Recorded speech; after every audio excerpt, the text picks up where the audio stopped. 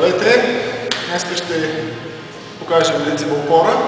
Лицевата опора е страхотно упражнение. Натоварват се различни мускулни групи, в зависимост от това как я изпълнявате. Начините, които ще покажем, са различни и когато пробвате, сами ще прецените докъде ви стигат силите и точно как се натоварва. Класическа лицева опора. Преди това, разбира се, трябва и някои други неща да можете. Пускаме не много рязко, контролирано, нагоре може малко по-бързо.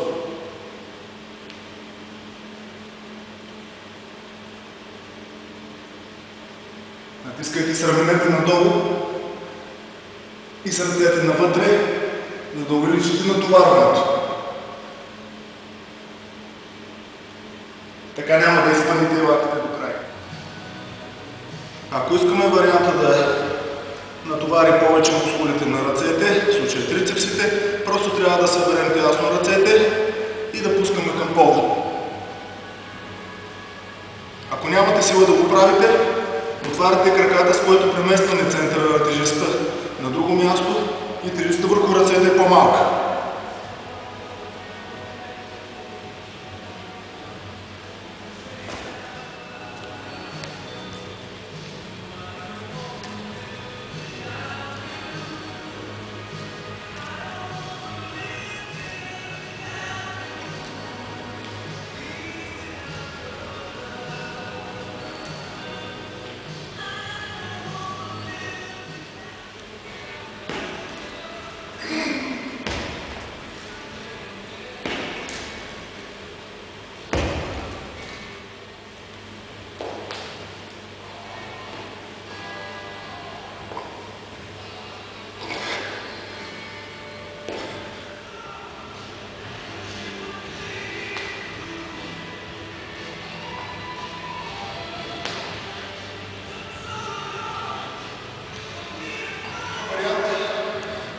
Избутващите движения да работят и за рамените мускули, включително и за трапециовидните.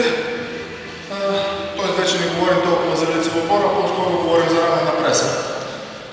Същото както при лицевата опора, само че се намирате по-високо местенци да стъпнете и важното е да не гледате напред, а да гледате назад. Главата да е между ръцете и максимално да се опитате да сгънете тялото на обърнато V.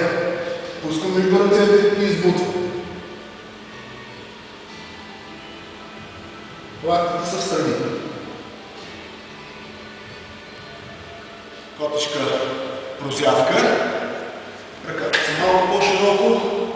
Идеята е да се вързнете хубаво в пода